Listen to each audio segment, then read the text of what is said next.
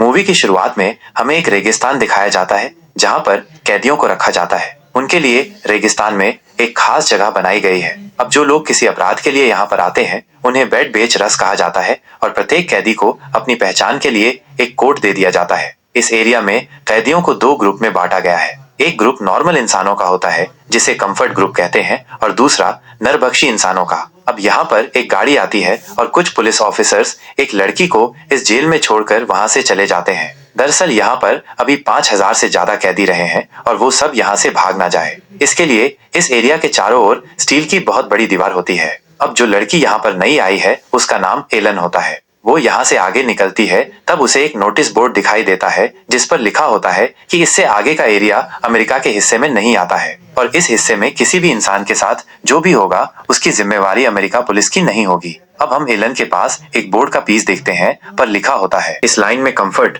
वो जगह होती है जहाँ पर सभी कैदी रहते हैं। अब एलन आगे की ओर निकल जाती है जहाँ पर उसे एक कार दिखाई देती है जो कि पूरी तरह से खराब होती है। अब एलन कुछ देर आराम करने के लिए उसमें बैठ जाती है। तभी हम देखते हैं कि एक गाड़ी उसकी ओर आ रही होती है, लेकिन एलन को इसके बारे में जब पता चलता है तब तक बहुत देर हो जाती है और वो लोग उसे पकड़ लेते हैं। जब उसे होश आता है तो वो खुद को बंधा हुआ पाती है और वो देखती है कि उसे दो लड़कियां किडनैप करके यहाँ पर लाई हैं, जिसमें से एक अब उसके पास आती है और उसका हाथ काटने लगती है और बाद में उसका एक पैर भी काट देती है। दरअसल ये औरतें नरभक्षी ग्रुप की कैदी होती हैं। इन्हें रेगिस्तान में कुछ खाने को नहीं मिलता है, इसलिए वो सभी इंसानों को खाना शुरू कर देते हैं। इन कैनिबल की स्ट्रॉन्ग टीम होती है जो मिलजुल कर एक साथ काम करते हैं और वहां पर बहुत सारे हाथ पैर कटे हुए लोग होते हैं जिनको इन्होंने बंदी बना लिया है। जब भी उन्हें भूख लगती है वो उनमें से किसी एक को चूज करके उनके बॉडी पार्ट्स को पकाकर खा लेते हैं और एलन भी उन लोगों का शिकार हो चुकी थी।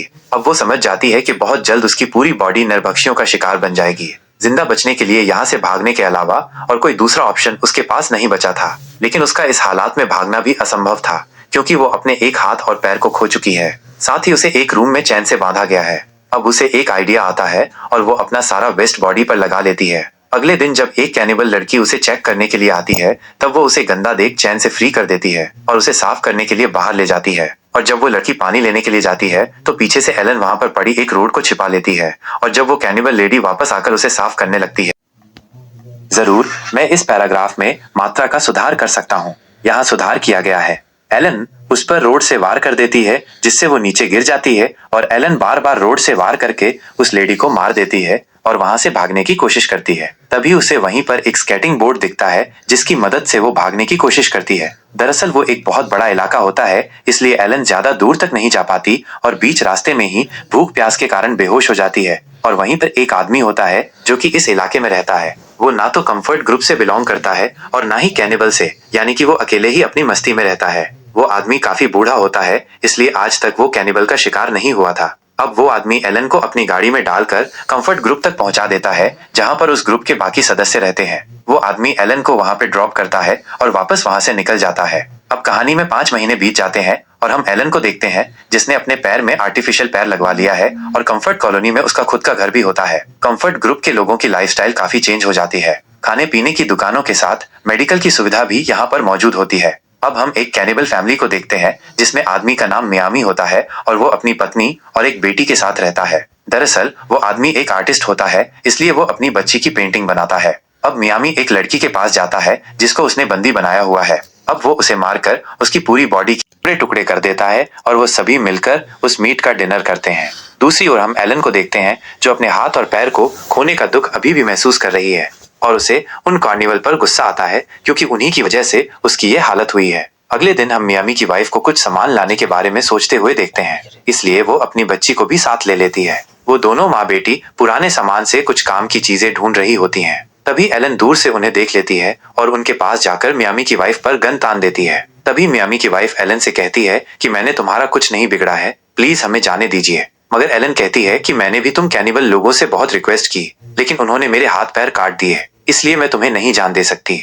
और ये कहकर वो उसे शूट कर देती है। लेकिन उसकी बेटी को कुछ भी समझ नहीं आता है कि मेरी माँ के साथ क्या हुआ है, क्योंकि वो अभी नादान होती है और इस चीज को देखकर एलन को उस पर दया आती है और वो उस बच्ची को अपने साथ लेने का फैसला करती है और उसे लेकर कंफर्ट ग्रुप की ओर निकल जाती है, जहाँ पर रास्ते में वो अकेला आदमी उन दोनों को देख लेता है। अब एक शॉप पर उस छोटी बच्ची को एक रैबिट पसंद आ जाता है, इसीलिए एलन उसके लिए वो खरीद लेती है और उसे अपने साथ घर ले जाती है। दूसरी ओर शाम होने वाली होती है, लेकिन अभी तक मियामी की वाइफ और बेटी घर पर नहीं लौटती हैं, इसलिए उसे उनकी फिक्र होने लगती है और वो उनकी तलाश में उस कचरे के ढेर तक पहुंच जाता है जहां पर वो देखता है कि उसकी वाइफ मरी हुई है और उसकी बेटी वहां पर नहीं होती है। तभी उसकी नजर उस अकेले आदमी पर पड़ती है जो उस कचरे में कुछ ढूंढ रहा। आदमी उसे अपनी बेटी का स्केच दिखाकर पूछता है कि क्या तुमने इसे देखा है, तो वो आदमी बताने के लिए मान जाता है, लेकिन अपनी एक शर्त रखता है और कहता है कि पहले तुम्हें मेरा एक स्केच बनाना पड़ेगा।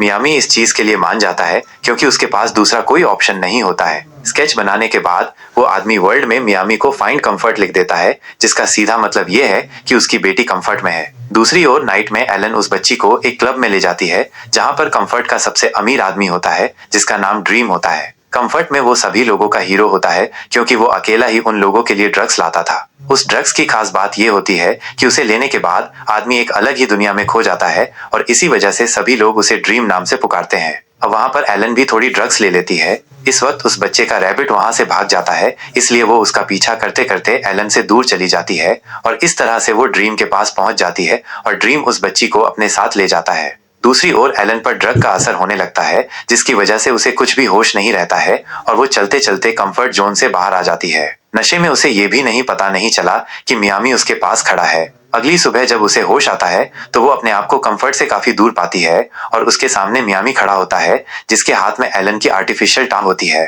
अब मियामी उसे अपनी बेटी का स्केच दिखाते हुए पूछता है कि क्या तुमने इसे देखा है। तब एलन झूठ बोलती है और उसे मना कर देती है। दरअसल कंफर्ट में किसी भी कैनिबल का एंटर करना मना होता है। अगर कोई चला जाता है तो वहां के गार्ड उसे शूट कर देते हैं। इसलिए मियामी एलन के साथ एक डील करता है और कहता है कि अगर तुम मेरी बेटी को कंफर्ट से ढूंढ कर ले आओगी तो मैं तुम्हें छोड़ दूंगा और एलन डील को मान जाती है। मियामी एलन से कहता है कि अगर तुमने ऐसा नहीं किया तो मैं तुम्हें किसी भी हालत में जिंदा नहीं छोड़ूंगा। अब डील डन होने के बाद वे दोनों कंफर्ट की ओर निकल जाते हैं जहां पर रास्ते में उन्हें एक आदमी मिलता है जो मियामी से कहता है कि अगर तुम मुझे इस लड़की की एक टांग काट कर हो तो मैं तुम्हें गाड़ी का फ्यूल दे सकता हूँ। मियामी इसके लिए मना करता है। तब वो उसे धमकाता है और कहता है कि मैं तुम्हें मारकर इस लड़की को यहाँ से ले जाऊंगा। ये सुनकर मियामी एलन को उस आदमी को सौंप देता है। अब जब वो एलन को लेकर वहां से जा रहा होता है तभी मियामी पीछे से एक चाकू फेंकता है जिसकी वजह से वो कैनिबल मारा जाता है। अब मियामी उस आदमी का सारा सामान ले लेता है और साथ ही एक हाथ भी काट देता है। इसके बाद वह दोनों बाइक पर कंफर्ट की ओर निकल जाते हैं, लेकिन बीच रास्ते में रेतीला तूफान आ जाता है जिसकी वजह से उन्हें अपने टेंट के नीचे बैठकर रुकना पड़ता है। अब तूफान रुकते ही रात हो जाती है, इसलिए मियामी अपना डिनर बनाने के लिए उस आदमी के हाथ को पकाता है। तब एलन उससे पूछती है कि तुम कैनिबल कैसे बने। तब मियामी बताता है कि जब मैं 16 साल का था तो एक बोट के जरिए अमेरिका आया था और मेरे पास अमेरिका की नागरिकता नहीं थी, इसलिए मुझे कैदी बनाकर यहाँ पर भेज दिया गया। अब बातों ही बातों में वो दोनों एक दूसरे के काफी क्लोज आ जाते हैं, लेकिन उसी वक्त पीछे से कंफर्ट का आदमी होता है जो एलन को अपने साथ चलने के लिए कहता है। इसीलिए थोड़ा सोच विचार कर एलन उसके साथ चली जाती है, लेकिन कंफर्ट में जाने के बाद उसे अच्छा फील नहीं होता है क्योंकि उस टाइम वो मियामी को मिस कर रही थी। जब वो उसके साथ थी मियामी ने उसकी जान बचाई थी और उन दोनों ने काफी वक्त एक दूसरे के साथ गुजारा था, इसलिए वो मियामी को पसंद करने लगती है। अब वो फैसला करती है कि वो वापस मियामी के पास जाएगी और उसके साथ अपनी लाइफ गुजारेगी।